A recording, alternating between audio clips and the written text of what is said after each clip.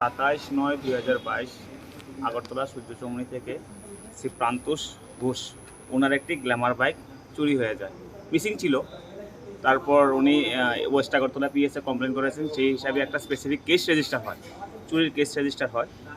তখন থেকেই বিভিন্ন সোর্সের মাধ্যমে বিভিন্ন পিএস এই ব্যাগটা খোঁজাখুঁজির জন্য লাগলো। আজকে সন্ধ্যাবেলায় ওসি আমতলির পিএসের কাছে খবর আসে যে ফুলতলি এরিয়ার শাহ আলম মিয়া ওই ব্যাগটাকে, ওই নাম্বারের ব্যাগটা ইউজ করছে। তখন তৎক্ষণাৎ ওসি ওনার স্টাফ নিয়ে, পিএসের স্টাফ নিয়ে ফুলতলি বাজারে গিয়ে ওই ব্যাগটাকে, ওই যে শাহ আলম মিয়া তাকে সহ পিএসে নিয়ে আসে। তাকে জিজ্ঞাসাবাদ চলছে কীভাবে সে চুরি করেছে, কোথায় ছিল এতদিন সে ব্যাগটাকে নিয়ে। তার সঙ্গে কি অন্য আর কেউ জড়িত আছে? জিজ্ঞাসাবাদ চলছে গ্যাংটাকে, পুরো গ্যাংটাকে কেউ জড়িত আছে কিনা, যদি থাকে পুরো গ্যাংটাকে আমরা জালে তুলব।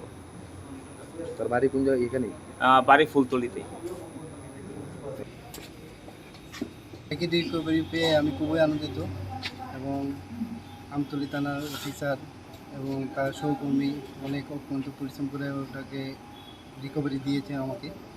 গত 27/9 আমার বাইকটা চুরি হয়েছিল সূর্যচৌমুহনী স্মৃতি ক্লাবের সামনে থেকে। সন্ধ্যা 6টা আমি রেখেছিলাম, তারপরে 8:11 এসে দেখি আমার বাইক নেই, মিসিং ছিল। তা আমি পশ্চিম থানাতে আমি এন্ট্রি করেছি, জিটি এন্ট্রি করেছি। জিটি এন্ট্রি করার পরে তারপরে সাথে মধুপুর থানায় আমি গিয়েছি। মধুপুর থানা থেকে আবার আমতলী থানাতে এসেছি।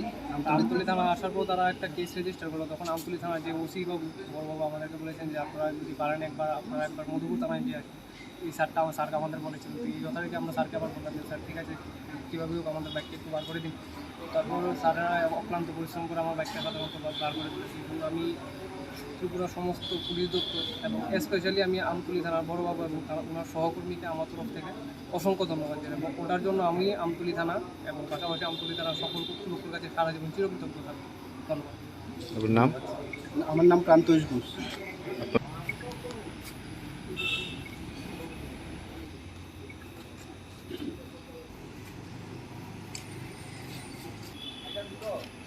তারা